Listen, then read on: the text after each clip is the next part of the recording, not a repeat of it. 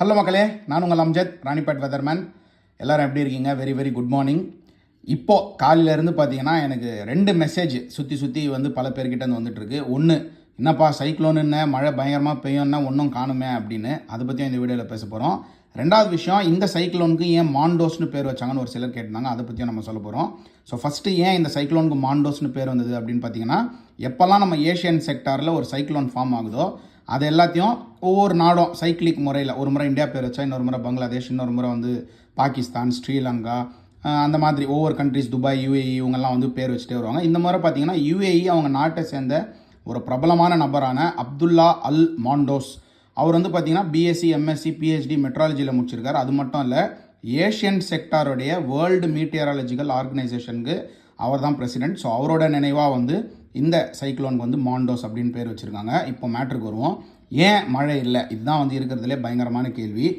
இப்போதைக்கு நம்மளுடைய மாண்டோஸ் புயல் பார்த்திங்கன்னா பாண்டிச்சேரியிலேருந்து கிட்டத்தட்ட ஒரு 120 கிலோமீட்டர் தூரத்துலையும், சென்னையிலேருந்து பார்த்திங்கன்னா கிட்டத்தட்ட ஒரு 180லேருந்து 200 கிலோமீட்டர் தூரத்துலையும் மையம் கொண்டு இருக்குது. பொறுமையாக வந்து மூவ் ஆகிட்டே வருது. அதோடைய மேக கூட்டங்கள் அப்படின்றது எங்கே இருக்குது அப்படின்னு பார்த்திங்கன்னா, ஆல்மோஸ்ட் அதோடைய சதன், அதுவும் எக்ஸாக்டாக சவுத்துன்னு சொல்ல முடியாது, சவுத் வெஸ்ட் ரீஜியனில் இருக்குது. ஸோ இந்த ரீஜியனில் தான் பார்த்திங்கன்னா அதோடைய மேக்ஸிமம் க்ளவுட்ஸ் வந்து அக்குமுலேட் ஆகிருக்கு.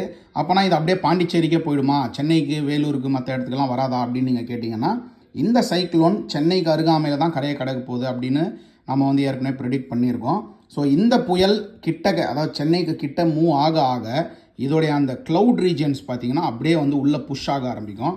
ஸோ அப்படி புஷ் ஆகும்போது பார்த்திங்கன்னா சென்னையில் அந்த கோஸ்டல் ஏரியாஸில் ஆரம்பிக்கிற மழை அதுக்கப்புறம் கொஞ்சம் கொஞ்சமாக பார்த்திங்கன்னா உள் மாவட்டங்களுக்கும் வந்து பரவ ஆரம்பிக்கும். ஸோ இன்றைக்கி நைட்டு இல்லைனா மேக்ஸிமம் வெடிக்காத்தால இது வந்து பார்ப்போம் எப்படி வந்து ப்ரெடிக்ட் பண்ணுதுன்னு.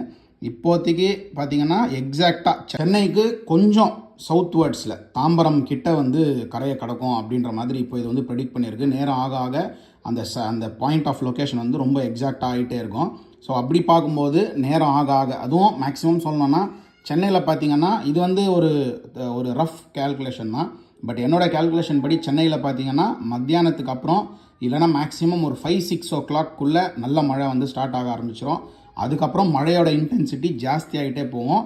இதுவே வந்து அந்த நான் சொல்கிறது வந்து சென்னை, காஞ்சிபுரம், திருவள்ளூர், செங்கல்பட்டு, பாண்டிச்சேரி, இந்த கடலோர மாவட்டங்கள். உள் மாவட்டங்கள் பொறுத்த வரைக்கும் பார்த்திங்கன்னா அங்கேயும் ஒரு 6 மணிலேருந்து, அதாவது ஈவினிங் வாக்கிலே பார்த்திங்கன்னா கொஞ்சம் லைட்டாக மைல்டாக பெய்ய ஆரம்பிச்சிடும். நைட் ஆக ஆக அங்கேயும் ஜாஸ்தி ஆகும்.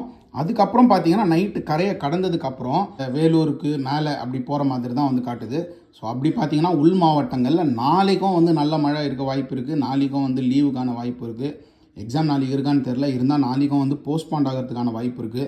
ஏன்னா இந்த புயல் வந்து சென்னைக்கு ரொம்ப கிட்ட போகிறதுனால எந்த அளவுக்கான பாதிப்புகள், தரைக்காற்று அப்படின்றது பார்த்திங்கன்னா ஆல்மோஸ்ட் 100 கிலோமீட்டர்ஸ்க்கு கீழே தான் இருக்கும் அப்படின்னு சொல்கிறாங்க. அதுவும் நைட் டைமில் போகிறதுனால ஸோ மேக்ஸிமம் மக்களோட நடமாட்டம் இருக்காது, அதனால் எந்த ஒரு பாதிப்பும் பெருசாக இருக்காது. ஆனால் மரங்கள், இந்த கரண்ட்டு கட் ஆகிற ப்ராப்ளம்லாம் கண்டிப்பாக இருக்கும். ஸோ அதுக்கேற்ற மாதிரியான செல்ஃபோன் சார்ஜ் போடுறது, ஸோ அந்த மாதிரியான விஷயங்கள்லாம் வந்து கொஞ்சம் இது இப்போவே ரெடி பண்ணி பவர் பேங்க்லாம் வந்து சார்ஜ் போட்டு வச்சுங்க. ஸோ ஒன்ஸ் நம்ம சாட்டர்டேவை தாண்டிட்டோம் அப்படின்னா மோஸ்ட் ப்ராபப்ளி சாட்டர்டே மத்தியானத்துக்கு அப்புறம் ஒன்றும் பெருசாக மழை இருக்கிற மாதிரி தெரியல. ஸோ இந்த புயல்னால் ஒன்றும் பெருசாக பாதிப்புகள் வராதுன்னு நம்ம எல்லாருமே கடவுள்கிட்ட வேண்டிக்கலாம். நான் ஏற்கனவே சொன்ன மாதிரி கரண்ட்டை கட் ஆகிறதுக்கான சான்சஸ் இருக்குது. ஸோ அந்த சார்ஜ் போடுறது, அந்த மாதிரியான விஷயங்கள்லாம் கொஞ்சம் ஃபாலோ பண்ணிங்க. டேக் கேர், பத்திரமா இருங்க. வேறு ஏதாவது டவுட் இருந்தது அப்படின்னா ராணிப்பேட் வெதர்மேன் பேஜை வந்து ஃபாலோ பண்ணி அதில் நீங்கள் மெசேஜ் பண்ணுங்கள். உங்கள் டவுட்டை வந்து நான் வந்து கிளாரிஃபை பண்ணுறேன். Take care, bye by.